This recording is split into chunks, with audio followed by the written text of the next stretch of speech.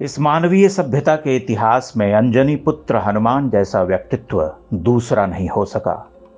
हनुमान यानी शक्ति, हनुमान यानी बुद्धि, हनुमान यानी युक्ति, हनुमान यानी प्रत्युत्पन्न मति, हनुमान यानी समर्पण, हनुमान यानी दास्य भाव से देवत्व की यात्रा, हनुमान यानी अटूट विश्वास, हनुमान यानी भक्त और भगवान का एक रूप हो जाना। हनुमान पर विचार करते हुए हमारा रोम रोम पुलकित हो उठता है। जिन हनुमान को ध्यानधर स्वयं रघुवीर भरत से कहते हैं कि भरत भाई कपि से उरिन हम नाही, उन हनुमान से भला हम कैसे उरिन हो जाएं। हनुमान में कैसी विराट शक्ति है, किंतु कैसी विनम्रता है। अपनी विनम्रता और दास्य भाव से वह राम के अनुचर रहते हैं और राम उन्हें अपना समकक्ष मानते हैं, हृदय से लगाते हैं। यहाँ हनुमान स्वयं को इतना उठाते हैं कि संपूर्ण सनातनी समाज उनके आगे झुक जाता है। हनुमान धर्म से धर्म को जोड़ने वाले सेतु हैं। हनुमान से उज्जवल, धवल और सकारात्मक शक्ति कोई नहीं। हनुमान का स्मरण ही रोग मुक्ति है। हनुमान प्राणवायु हैं। राम की शक्ति पूजा कविता में निराला लिखते हैं, वारित सौमित्र भल्लपति अगणित मल्लरोध, गर्जित प्रलयाब्द क्षुब्ध हनुमत केवल प्रबोध। यानी जब रावण सौमित्र और जाम्बवान जैसे महावीरों को पराजित कर देता है, तब समुद्र क्षुब्ध होकर गरज उठता है, लेकिन केवल हनुमान में ही प्रबोधनी शक्ति रह जाती है। हनुमान चालीसा और स्वयं हनुमान कितने पृथक हैं। हनुमान कौन हैं और चालीसा ने उन्हें हिंदू समाज से किस तरह से जोड़ रखा है। निराला से 400 वर्ष पूर्व कविवर तुलसीदास ने जब राम कथा की रचना की तो उसका सबसे लौकिक रूप हनुमान को समर्पित कर गए।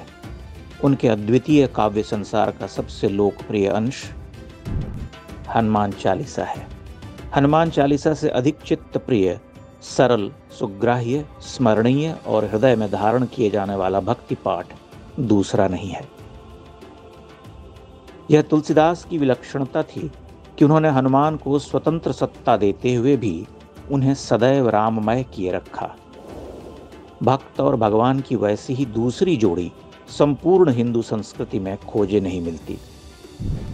इसीलिए हनुमान चालीसा में भी वह कहते हैं, राम रसायन तुम्हारे पासा। और इसीलिए हनुमान को भज लेना राम को ही भजना है। हनुमान जी से बड़ा लोक देवता कोई नहीं है। वह सर्वप्रिय, सर्वाराध्य, अपार शक्तिशाली, सर्वथा प्राप्य और करुणावतार है। वह विकल हृदय की पुकार सबसे पहले सुनते हैं, हमारा अनुभूत है। वह हमारी व्याख्याओं और शब्द शक्ति से परे हैं। वैसा लौकिक और पारलौकिक देव दूजा नहीं है। और उस देवता से जुड़ने का सबसे सरल सुंदर सूत्र है हनुमान चालीसा। उसकी शक्ति विराट है, उसकी महत्ता उत्तर से दक्षिण तक है। MS सुब्बुलक्ष्मी ने भी डूबकर हनुमान चालीसा का पाठ किया है।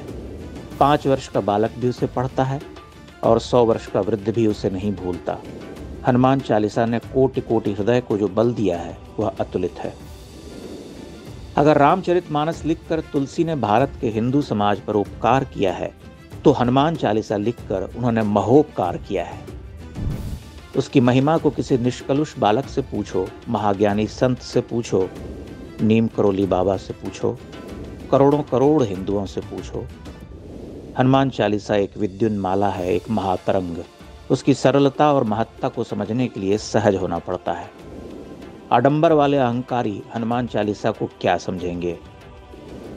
हृदय में व्याप्त भय और शंका को हर लेने वाले इस विलक्षण काव्य पर हम क्या लिख सकते हैं।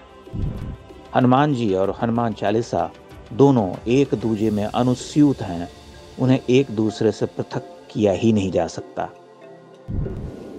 इस युति को रचना तुलसीदास जैसे कवि से ही संभव था, जिसमें चालीसा और हनुमान दोनों एक दूसरे में व्याप्त हो जाते हैं।